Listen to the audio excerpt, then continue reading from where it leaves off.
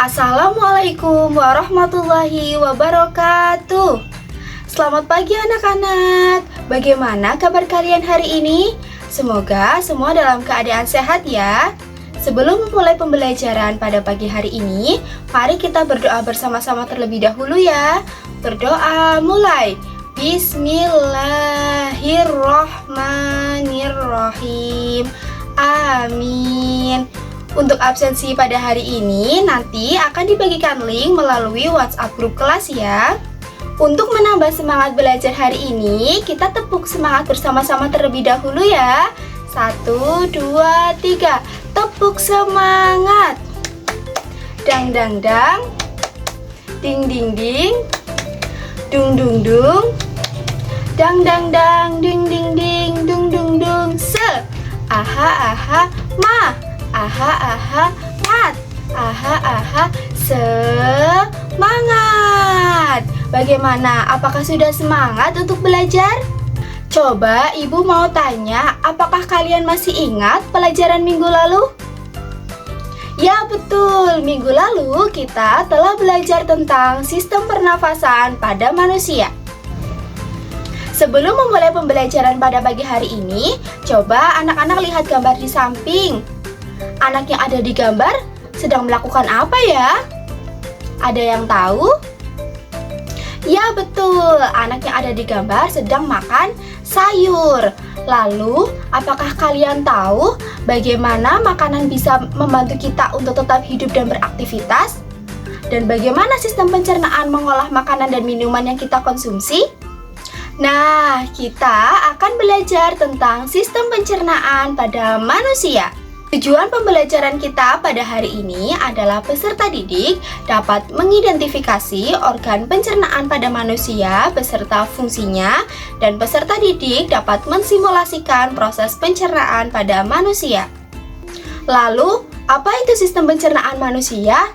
Sistem pencernaan manusia adalah organ atau sistem yang berada di dalam tubuh untuk mengatur makanan yang kita makan, mulai dari ketika masuk ke dalam mulut hingga menjadi tinja yang dikeluarkan melalui anus. Yuk kita bahas organ-organ pencernaan pada manusia. Organ pencernaan yang pertama adalah mulut. Makanan masuk ke dalam tubuh melalui mulut. Di dalam mulut terdapat alat-alat pencernaan yang lain seperti gigi, lidah, dan air liur. Fungsi utama mulut adalah menghancurkan makanan sehingga ukurannya lebih kecil untuk dapat ditelan di tenggorokan. Organ pencernaan yang kedua adalah kerongkongan. Kerongkongan merupakan penghubung antara rongga mulut dan lambung. Fungsi kerongkongan adalah memindahkan makanan ke dalam lambung dengan menggunakan gerakan peristaltik. Apa sih itu gerakan peristaltik? Gerakan peristaltik adalah gerak meremas-remas makanan sehingga makanan terdorong masuk ke dalam lambung.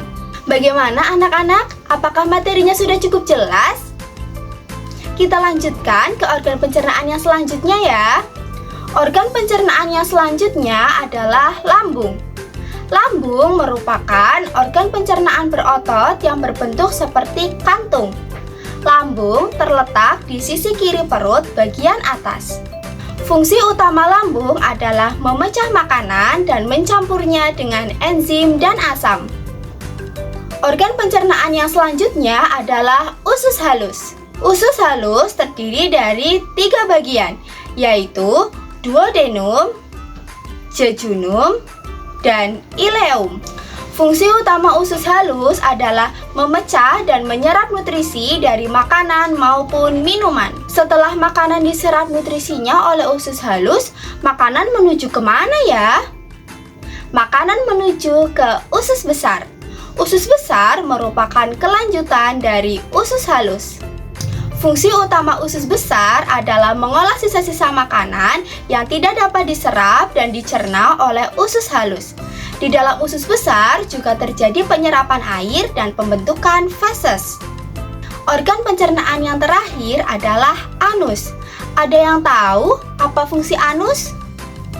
Ya betul, anus merupakan bagian akhir dari sistem pencernaan. Fungsi utama anus adalah mengeluarkan sisa-sisa makanan yang tidak diperlukan oleh tubuh.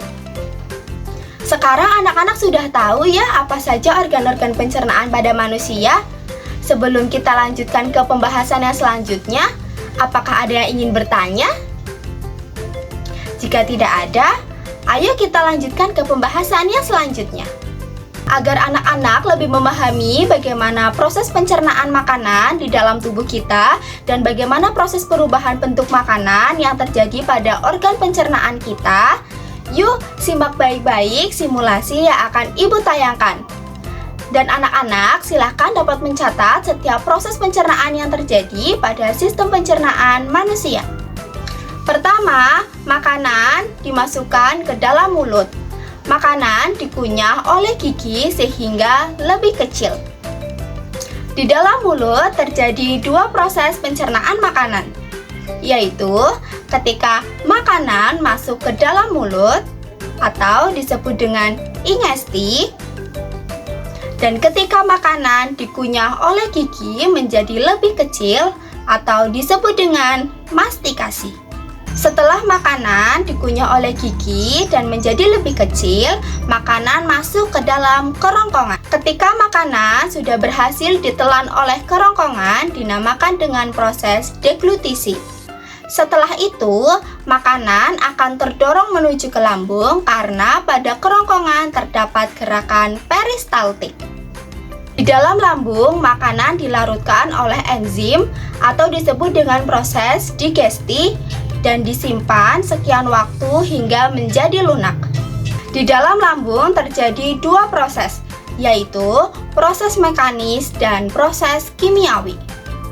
Proses mekanis yang dilakukan oleh dinding atau otot-otot lambung yang meremas dan mengaduk-aduk makanan.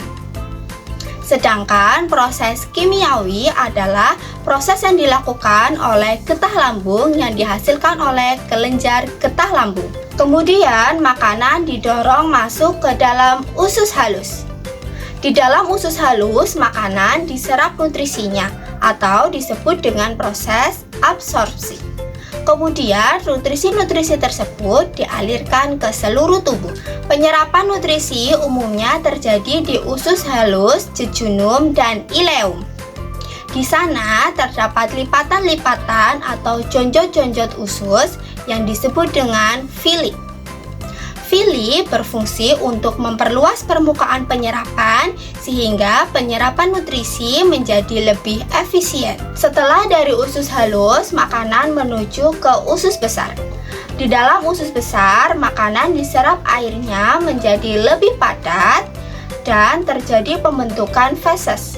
Jadi, di usus besar terjadi penyerapan kadar air makanan dan kemudian penyiapan feses yang nantinya akan dikeluarkan melalui anus.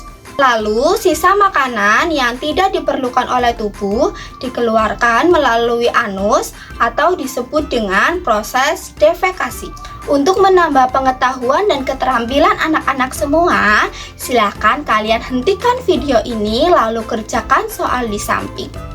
Soal di samping terdiri dari gambar dan soal di bawahnya. Untuk gambar sistem pencernaan, silakan kalian lakukan secara berkelompok bersama teman kalian. Dan gambarlah organ pencernaan sesuai dengan kreativitas kalian semua. Untuk soal yang berada di bawah gambar organ pencernaan, silahkan kalian kerjakan secara individu di buku tulis masing-masing. Nah, sekarang anak-anak sudah paham ya bagaimana proses makanan berubah menjadi energi. Ayo kita simpulkan pembelajaran hari ini.